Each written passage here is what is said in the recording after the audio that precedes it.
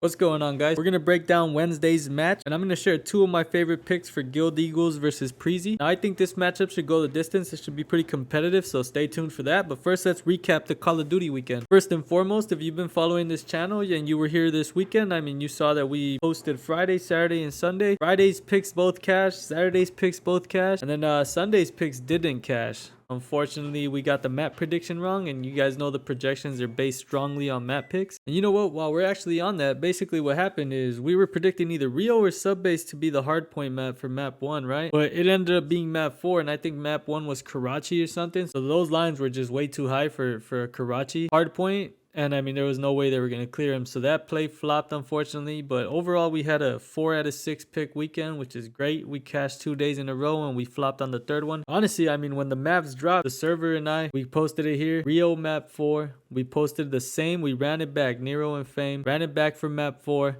And look what happened. It goes to show that if map 1 would have been Rio or Subbase, these guys would have cashed that line easily. That was the whole purpose of the video. I was explaining that. But unfortunately, they picked like Karachi or some shit. That's just kind of the risk we got to take when we're trying to predict these maps, especially after an off season when teams are trying to expand their map pool and test new maps and actually new rotations on current map, new maps being added in. It's kind of hard to predict these maps, but it should get easier as we get more information. Actually, for Call of Duty next week, we're pretty hyped because now we know what teams like to play Rio and what teams are likely to ban Rio. So that's always good. That's going to help us be more accurate when we're trying to predict these map 1s and map 2s and map 3s. But yeah, aside from that, we ended up bouncing back from that with this live play here. When we saw Rio, then we also went here. I believe this map was Skid Row, and we called it. We knew that Ultra would probably handle business, and these guys were going under. Sure enough, they cashed. We made that. Those are the live plays we're playing on the server. And we also saw this map. We called it Invasion map 3. We knew that LAT would make it competitive because that's been like the only map that they have hope in. And well, optics sometimes lets easy matches turn into hard matches. So that was a good shout because that also cashed. Same thing. We saw the map set. We knew it was Rio Invasion map 3, Rio map 1. So we're like, these guys are all going over, man. Sure enough, they went over, and comfortably over. Look, this is up by like 20 kills. This is up by like 8 kills. Big W's for Call of Duty this weekend. Now moving on throughout the week, we were doing some CS2. First day of CS2, we shared this 4-man flex play. All tech shit the bed, man. This guy, I don't know, man. He was frying, and then now he's just inconsistent. I don't know what to think about it. He kind of costed us. We could have cashed the 4-man. Started the week off right, but it is what it is. It's still a profit. 3 out of 4 flex. And then we went ahead and dropped this one, right, with Deha and all these guys. And then sure enough, Tessa's flops and misses by 1. So, we hate to see it, but still profit. So no big deal. We also dropped this flex play here for the best of 3s. And sure enough, Apex flopped it by 1 kill, but still profit. So we're still green. And then finally today, we actually dropped this 4-man over in the server. We had a feeling that Mouse would come with it against Spirit today. And sure enough, all 4 cash. So that was a beautiful thing to see today. These are all plays from today, these 3. So today was a good day, man. And it just kind of goes to show that, you shouldn't take the projections I give you guys and just assume that they're perfect projections. No, it's just kind of an idea of who's going to fry if the map picks are correct. And typically we like to predict the maps, and most of the time we get the correct map picks. But as I mentioned here, these projections are strongly based on predicted maps. If the map picks are incorrect, it can all go terribly wrong. Use these projections as an extension of your own research, so please do that. Some of you guys think that it's like a 100% guarantee, and nothing is, man. These are people playing a game in live environments, and there's a lot on the line. There's pressure. You never know what's gonna happen, man. Some people turn up, some people turn down. There's no explaining it, there's no predicting it, and anybody that tells you different is a liar. All we could do is try to predict the maps and see who's gonna be in a better position to perform that day, and then we take the risk of choosing his over or his under. Simple as that. And that's what I do for you guys. I provide these projections, and here's actually some projections for the last match on tomorrow's matches, so that'll give you guys some time if you're watching this video to maybe still lock it in. It starts at 9 a.m. Pacific time, I believe. So yeah, if you're watching this video before that on Wednesday, then lock in some slips using the projections. I'll explain what all these numbers mean in a second, just to show you how accurate these projections could be, man. I actually locked in a draft today. It was for Guild Eagles versus Nexus, and I believe, yeah, Para versus Preasy, right? So I had all these projections for my Discord server yesterday, and I used these projections to help me find out what fantasy team I was gonna build. And guess what? We hit for 2K. See over here, we hit for 2K, first place. This was the team we built. We literally built this off of the projections that I share for you guys. So if you guys are into drafts, that's also another way to utilize the projections into your advantage. And this is evidence, man, that when the projections go good, they go great, and when they go bad, they could go terribly wrong. Really, it's just an extension of your own research. If you agree with the map picks and you see the teams picking the maps, then by all means use those projections and trust them fully. But you should always kind of just try to find good value. But anyways, yeah, here's the channel going, posting all their wins. This guy keeps winning, man. He won 500.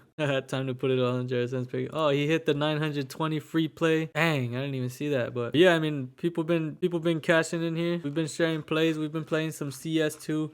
And yeah, we're mainly a COD server, but we do dabble in CS2. I mean, I drop projections for it every day. Look at everyone showing how this guy missed out. If you feel like this guy, then make sure you hit that link down below, man. It's only $10 a month. You get instant access to all my projections. I will have all the projections for all the matches and every single player tomorrow. I'll have those up tonight, probably after I post this video. So if you want to get projections for every single map, every single player, and every single match for CS2, and then every single weekend of COD, we get down, man. We put in the work. Just it's $10 a month. That's 33 cents a day. That's tons of value. That's self-explanatory. And then over here on my channel, obviously I share my own slips based on those projections, but you could build your own. I mean, look, these are all the projections I shared yesterday. You could build your own slips by comparing lines, and I know these might just look like numbers right now. Let me just break down what these mean, and I'll give you a free set of projections right here. It's for that Guild Eagles versus Preasy match. So let's get into this. Once again, these are strongly based on predicted maps. If the map picks are incorrect, it can all go terribly wrong. Okay, so this is what we're expecting. We're expecting Preasy to pick Vertigo. We're expecting that to go 21 rounds, so 13-8. And we're expecting Guild Eagles to pick Anubis for 20 rounds, so 13-7.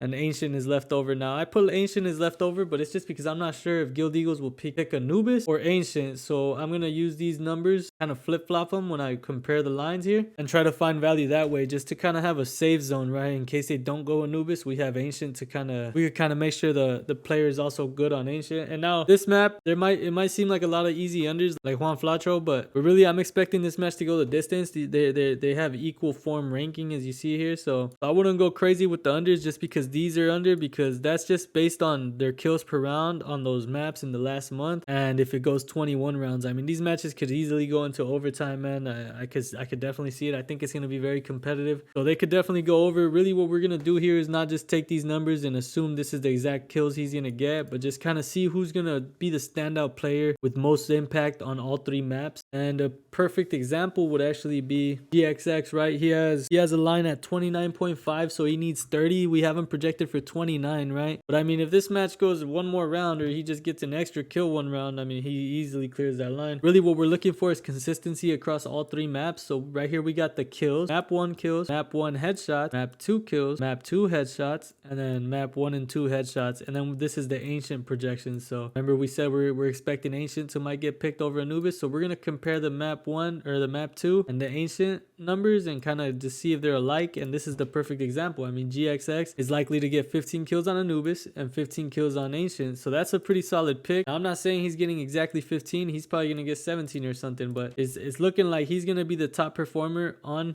Ancient, aside from Juan Flatro, and on Anubis. So he's keeping it pretty consistent across these three maps. We're expecting them to have some impact. We got 14, 15, 29. I'm expecting this to go the distance, so I'll take that risk, man.